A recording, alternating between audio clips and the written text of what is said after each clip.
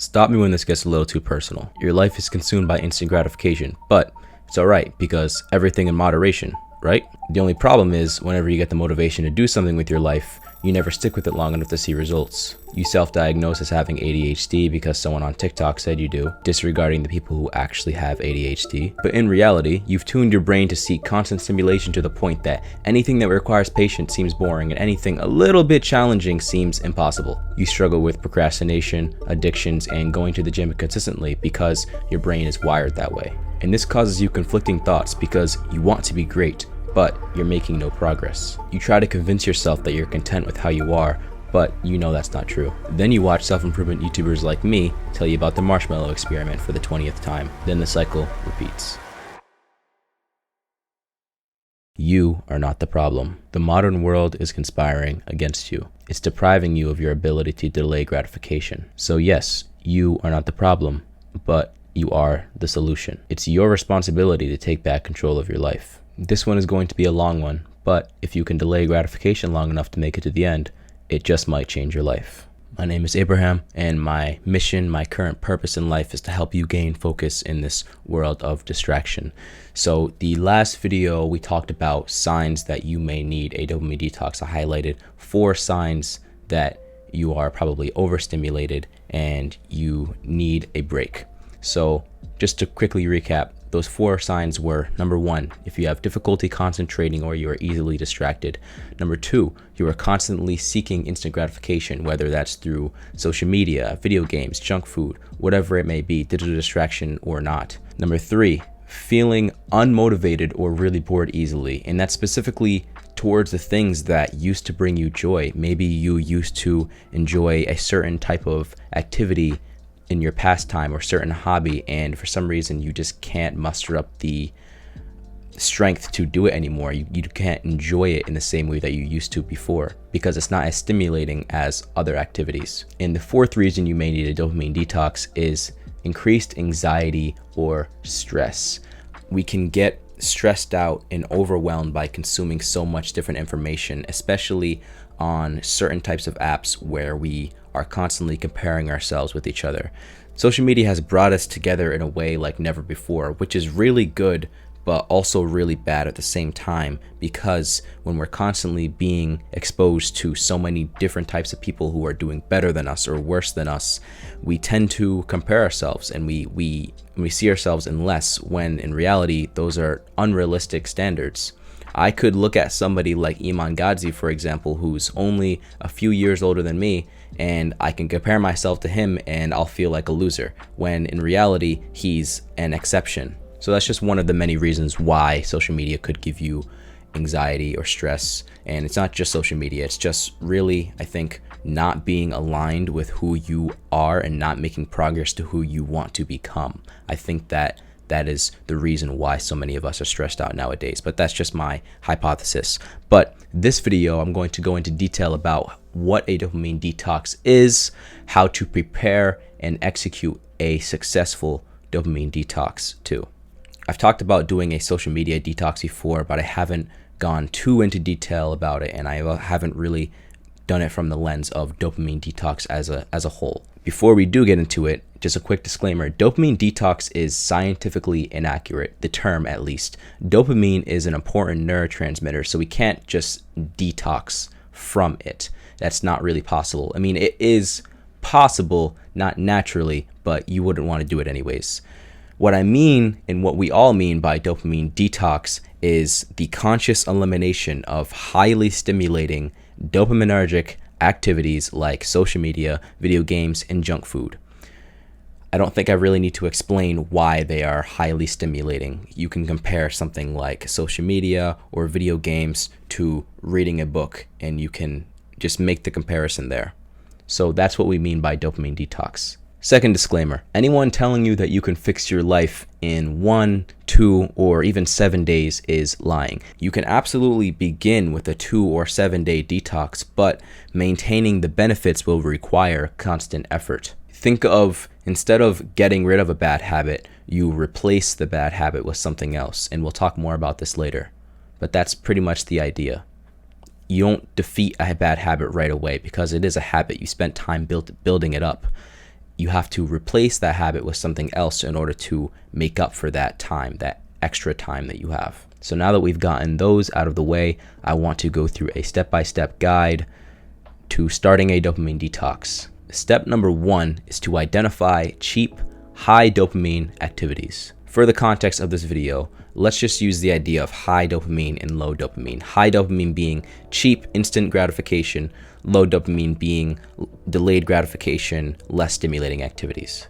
High dopamine activities are the things that give you quick squirts of dopamine with minimal effort required. In other words, instant gratification. The stuff that feels good now, but terrible later. These are the things that are okay in moderation for the most part, but most people aren't moderate, and if you were being moderate, you probably wouldn't be watching this video right now. So what is an activity for you? There's probably something in your mind that you can think of that has really been a constraint in your life. I remember for me, it used to be YouTube and Instagram Reels and also fast food. It was pretty much just a cycle for me of getting out of school or work, then coming home, watching YouTube, scrolling through Instagram Reels while watching YouTube, and also eating fast food like Taco Bell at 2 a.m. So if you aren't sure what they are for you, here are some honorable mentions that you may identify in your life. Perhaps for you, it is binge watching TV shows or movies, junk food, excessive social media, video games, shopping online, drugs and alcohol, and porn. All these things provide you with satisfaction, but at the expense of your health, money, productivity, and your overall well-being. Instead, we should balance these or just outright replace them with healthier delayed gratification activities. So once you know what you need to abstain from, then we can move on to step number 2, which is to plan alternate activities. Try to think of some things to do on your detox that will provide long-term satisfaction and joy rather than instant gratification. Like we said, we don't just want to get rid of bad habits, we want to replace them. That's the only way to actually get rid of them, because it's pretty hard to just reprogram your mind overnight to get rid of something, or even over a long period of time. But if you replace that habit with something good, you replace that time with something else, then you won't even be thinking about the other habit. My personal favorite thing to do has been going on walks throughout the day and in my free time. I consistently walk about 10 to 15K steps every single day, sometimes more. And it's been probably my favorite habit to do. I just go on a walk, clear my head. I do it before my work session. Sometimes I do it in between breaks. I do it after work. I do it at evening, whenever I feel like it, really. But there are also a ton of other things that you can do, many of which I do myself. So think of things like reading, walks, hiking, meditation, drawing and painting, stretching, playing an instrument, cooking, gardening if you're into that, writing like journaling or poetry, learning a new skill or hobby, or maybe even picking up your old skill or hobby that you let go for some reason. It's much easier to not do the bad stuff when you're too busy doing the good stuff. So step 3, after you figure that out, is to set a clear system and a goal for your detox. And that starts with determining the detox goal duration. I personally recommend that if you're very new to this stuff and you are super overstimulated and you're struggling a lot right now, I think that you should start with something that is shorter, a shorter, more manageable detox. Like 48 hours is good to start. Not only is it good if you're new to the concept, but it's also just if your time is limited, if you're really busy with work or school and things like that too, and you don't have a bunch of time off to just sit and do nothing, you'll still get the benefits of it, and it can still be the catalyst for change without being overwhelmed. Another thing to consider is your routine when you're on a detox, however long it's going to be, because if you don't know when you're going to do something, chances are you won't do it. You can say, I want to do this, this, and this, but if you don't actually have a specific time of the day to do it, you're going to be left with a decision, and we are not really good at making decisions in the moment. It's much easier to just decide that, plan tomorrow today, and then act on it immediately, and you don't have to think about it. So choose a time for your detox when you have fewer commitments and distractions. It makes sense for most people to try to do this over the weekend. This can help you focus better and reduce the chances that you'll engage in instant gratification. And I think it's really helpful to have a written routine showing what you'll be doing for every hour during the detox. This is what mine looked like for the last detox that I just did. Now, I would argue that you should be having a daily routine anyways, automatically, but having a routine specifically for your detox that is different will create much more clarity, as opposed to just wandering from task to task. Lack of order in your life is one of the main reasons for overstimulation in the first place. Also, let others know you're going on a detox, especially if your detox involves reducing your availability for social or work activities. I see so many people telling me, oh, I'm gonna be lonely, like I communicate with my friends on Snapchat, on Instagram, whatever it may be. If you just let them know that you're going to take some time off for your own mental well-being, they should understand. And if they don't understand, then maybe you need some new friends. This is really important because you don't want your friends sending you TikToks or your family offering you junk food just because they had no idea what you were doing when you could have just easily let them know. By not doing this, you're turning your friends and family into enablers. So share your detox goal with the people in your life, however long it's going to be, and it will keep you accountable and they will likely support you. So step number 4 is the final preparations. So here are some things that you absolutely have to do. The first of which is to prime your environment to be less stimulating and tempting. So an example would be to put your TV in another room. If your main overstimulating activity is watching Netflix and you have your TV in your room where you spend most of your time, you're going to be much more inclined to use that TV, especially if you're doing like a sort of partial or limited detox where you're only getting rid of one specific activity for an extended period of time. Let's say that the only problem is TV or the only problem is social media and you want to get rid of that thing. You need to make it as hard as possible to do that thing. And it'll be much easier to do that when you're only limiting that. I actually don't even have a TV in my room. Not because I'm addicted to TV, but ever since I've gotten onto this whole kind of dopamine detox lifestyle thing, and ever since I did the dopamine detox in the first place, I pretty much just stopped watching TV. It wasn't something that I felt like I needed to reintroduce into my life. I will very, very rarely on occasion watch TV with like a friend or family, but it doesn't really happen often. And at home, I just don't watch TV. So I figured, why not just get it out of the way, right? Same thing for video games, right? But it's all a personal preference. I have Instagram on my phone now after having it deleted for a whole year. So it all is relative to your own personal situation. So the next thing you need to do is just delete social media and games. I think that if you're doing one of these shorter detoxes and you're just trying to make this catalyst or change, you're doing like a 48-hour, 7-day, whatever it is, just delete social media and games off your phone. Don't overthink it. You don't need to deactivate your account. You don't need to do all this extra stuff. Just delete them off your phone. It's not like it's not like this huge barrier because you can always download them again, but sometimes that one little bit of friction is really all you need to just stop doing something.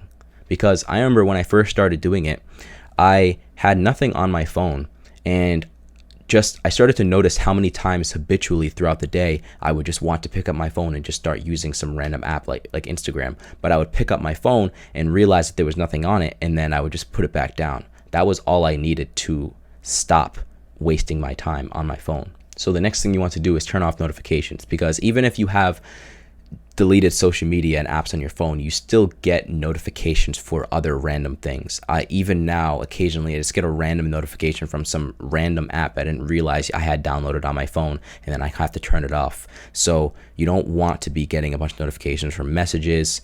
Trust me, there's probably not going to be an emergency, or just random apps that you need to keep, right? You don't need 90% of the notifications that you have. All you really need is phone and messages and maybe some random obscure app. But other than that, you don't really need notifications on your phone. So next thing I always urge people to do is to put your phone in black. So the next thing I always urge you guys to do is to put your phone in black and white. And the OGs on here already know what I'm about to do. You don't like this, do you? It's all gray, it's black and white, it looks like a 1950s movie, and you probably wouldn't want to watch all of my videos if they were like this, right? Good. That means you're not going to waste time on your phone doing random things. This is one thing that I've picked up ever since 2022, I've had my phone in black and white, and I have not taken it off. I take it off for things like maybe I record with my phone, and just random things that I need color on for, then I will do it. But 99.9% of the time, my phone is on black and white, and I like it that way. It makes it not look like a piece of candy that I'm just scrolling through trying to find the next hit of dopamine, right? And occasionally I have my computer on black and white as well. There was a long period of time where I just had it on black and white 24/7 as well. Another way that you can prime your environment is you can make books easy to access. Whatever you want to do instead of the bad habit, like let's say that you want to play guitar instead of playing video games, have the guitar ready, available all the time. Have the picks out, have the guitar ready, have the song book out, have everything you need ready. Or maybe it's a book. I always have a book on my desk, and I have a book stand available in sight all the time. So instead of picking up my phone and scrolling, I can pick up a book. In fact, my lock screen on my phone actually says pick up a book. So just as a kind of little reminder, I will be showing you guys a step-by-step guide how to make your phone not ruin your life, so that'll be coming out soon as well. And again, it's not really about the screen time. It's just about making your phone, like I said, not ruin your life, because I think screen time is very relative and it's just an arbitrary number. Because for example, I'm going to rack up about almost an hour of screen time just recording this video right now. Actually, much more than that when I do B-roll and things like that. So, you can't really go based off of that completely. I think there's a certain level to it. Make books and other things like that easy to access, and make the bad habits hard to access. Pretty simple atomic habits, simple basic knowledge, right? And also lastly, just get rid of snacks. If you struggle with like eating snacks, like me personally, I eat pretty clean, but that doesn't mean that I don't love things like brownies, right? Like I'm not big on like cakes or other things like that, but brownies, I love brownies, just as an example. So it's like, why would I have brownies in my room just like sitting there waiting for me to eat them? I should just not buy them. You know what I mean? Like it's that simple. Just not buy them, or if they're around, throw them away or give them away, whatever it is, just don't have them around. It's really that simple, because you think that like these people who have like a bunch of self-discipline, they're super good at like the self-regulation, the self-discipline, things like that. They're not actually that disciplined. They're just really good at organizing their environment and their life in a way that doesn't require the self-discipline. That's really what it is. Another thing you need to do is prepare your mind, because we can set all the limitations we want, right? And they do help. But when push comes to shove, we can go back to our vices whenever we want.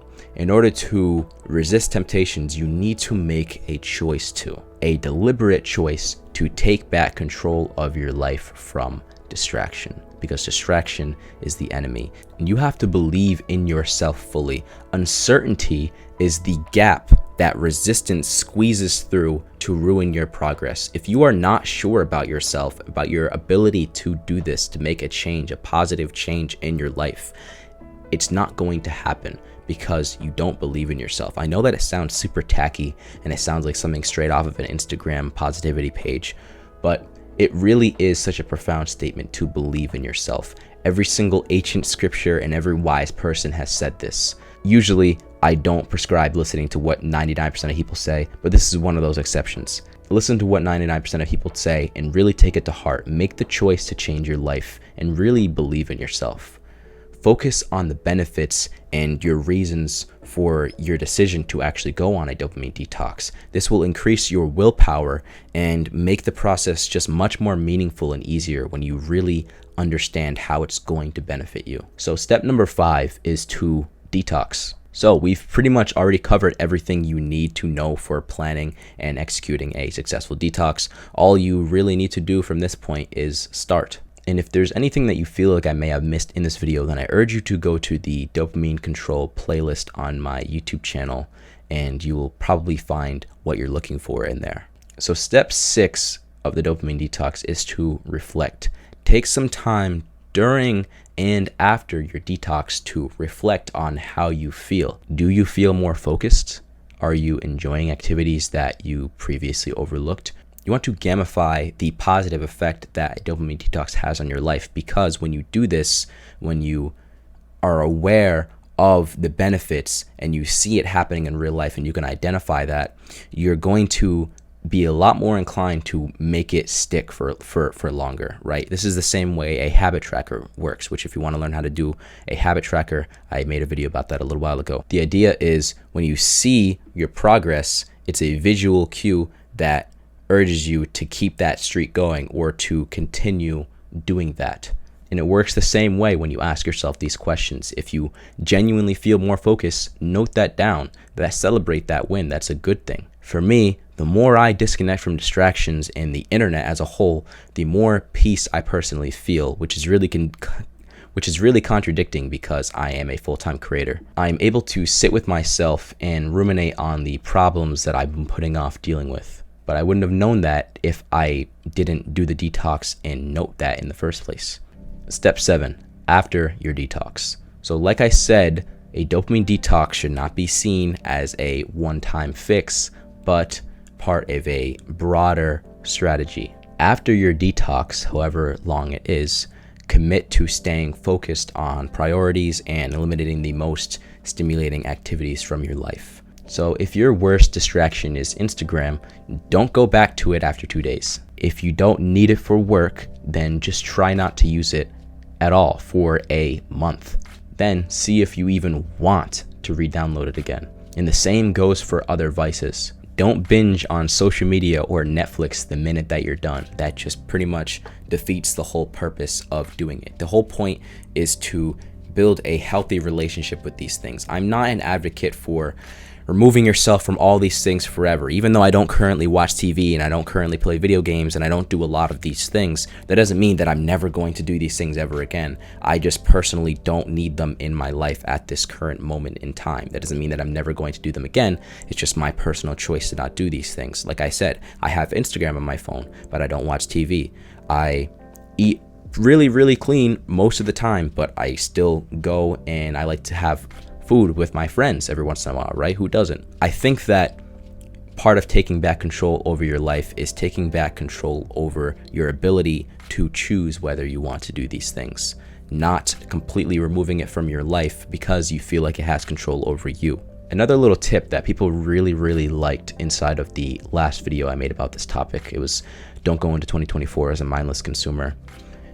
I talked about staying mindful, and one of the best ways to stay mindful is just through an actual quick little meditation session, or really just understanding the skill of mindfulness and practicing it throughout the day. So I meditate on a daily basis. I have recently gotten into Zazen, which is a sitting Zen meditation, and also throughout the day I just try to stay mindful on things. When I'm on my walks, when I'm just sitting and I'm recording these videos, even now I'm trying to be mindful, right? The only thing that my mind is full of is this thing right now. My mind isn't going to be just drifting off into things, but that's partially because I'm in flow, but that's not the point. So to understand mindfulness, I want you to think about it like this. I think that one of the best tips I've gotten for staying mindful has been from Eckhart Tolle, where he says this phrase: you will close your eyes or not, whatever you want to do. I think it's best if you close your eyes for this one specifically. Close your eyes and say to yourself in your head, I wonder what my next thought will be.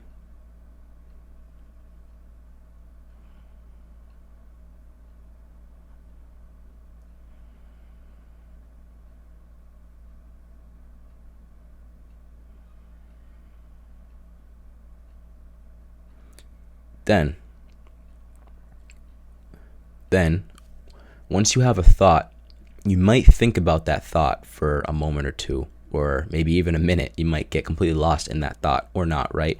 But the moment that you become aware that you have a thought, that is when you have brought yourself back to presence, and that is when you're being completely mindful, because you are essentially the watcher of your mind. You're the awareness behind the mind, the ego, right? That's what you are. That is what you are in essence. So the more you can take control of that and becoming mindful, the less that these things, these vices will become a problem in your life, because you'll be thinking more level-headed. You'll be thinking in the moment. You'll be more present, and you won't be so agitated and so inclined to do these things that aren't really bringing you joy, but you want to escape that present moment. Because in all honesty, I think that there's something deeper going on. I think that it's more than just us habitually checking our phones. While it is true that our instinctive drive to engage in bad habits or instant gratification is due to, like our subconscious programming, our habitual behaviors, etc., right?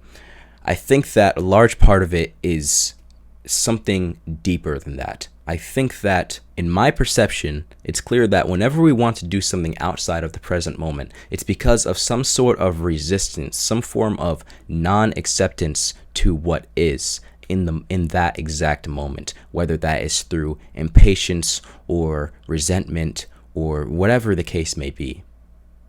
This is much deeper than just being bored. I think that a lot of the time it's not so much that we are bored, but it's that we are actually afraid. If you can become conscious of these little moments of resistance throughout the day, the more mindful you're going to be and the less you're going to be instinctively picking your phone up or instinctively binge watching TV or instinctively eating junk food even when you're not hungry, whatever it may be. That's just my thoughts on the topic. I probably flesh this out in a future video idea, but it's just something to kind of think about, that it's more than just habits. So over the next month, work on building habits that support a balanced lifestyle. I think that you should set boundaries around technology and embrace digital minimalism. I think that you should prioritize sleep and learn about your chronotype and your circadian rhythm and how to increase wakefulness and energy throughout the day, because it's a game changer. I made a video a while back about 10 habits that I use to help me wake up consistently every day at 5 a.m. At the time it was 4 a.m. actually. Another thing is exercise regularly. At the very least, if you're not going to go into the gym, just start going on walks. Commit to a 30-minute walk every single day. That'll fill so much time and you'll wonder why you haven't been doing it sooner. And also just spend time on low stimulation activities, right? These are those low dopamine activities. Reading, whether it's online, you're reading a blog article like maybe one of mine, sign up to the newsletter in the description, or you are reading a book, or maybe even watching a full-length unedited podcast or something like that, or maybe you're playing guitar, which can be fun but also tedious, right? Do more things like that. Just make this dopamine detox the catalyst for change. I've been starting to look at this through the lens of a Japanese philosophy called,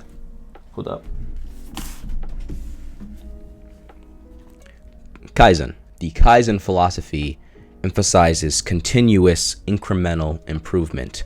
So rather than seeking immediate drastic changes, you're focusing on making small and consistent improvements over time. Hence the idea of the slow curve, right? Wonder how far off I was when I was doing that. So focus on daily incremental changes to your lifestyle and commit to regularly reflecting to see what you can improve, and also celebrate your victories, right? Those are the things that are going to keep you going, is by, going through life with self-awareness, because if you don't, then you're not going to like where you end up. So that, as well as just sustainable growth through low expectations and patience. So this goes into the Shoshin mindset, right? Where it's basically Japanese for the beginner's mind, where you're not expecting yourself to be great at something right away, but you're going at things with a sense of humility and understanding that it's whatever it is, mastery is a long process, and even improving yourself at a basic level is still a long process. So don't beat yourself up over not doing as good as you expect, or just try not to have any expectations at all. So the rest of this video is kind of just outro and promotional stuff, but you might like what I have to hear. If you made it this far, then thank you so much for watching. Let me know in the comments what your plans are for your dopamine detox. I'd really like to hear it, and if you have questions, I'll be happy to go down there and answer them for you. So some things to think about are, what high dopamine activities do you think you need to cut down on? What low dopamine activities are you excited to try or reinvite back into your life? And how do you think a dopamine detox can change your daily life? I encourage you to like the video if you liked it, and share it to somebody that you think it may help. Soon I'll be launching a course called Dopamine Control, where I will cover everything I know about dopamine, detoxing, digital minimalism, distractions, and more in extensive detail. join the free community if you haven't already to learn more about that. But that's not the only reason that you should join us. We are already more than halfway through 2024, and if you're anything like me, some of your New Year's resolutions may have fallen by the wayside, or you have just completely forgot them. And it happens.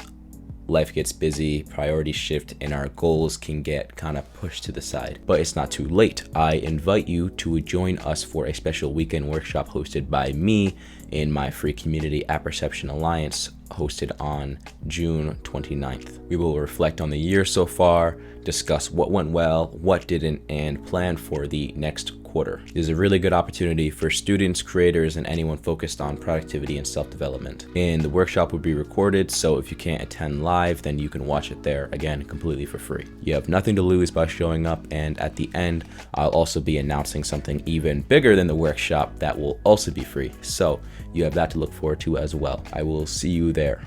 In the next video, I will show you guys how I set up my phone in a way where it doesn't ruin my life. And when that comes out, you can watch that right here.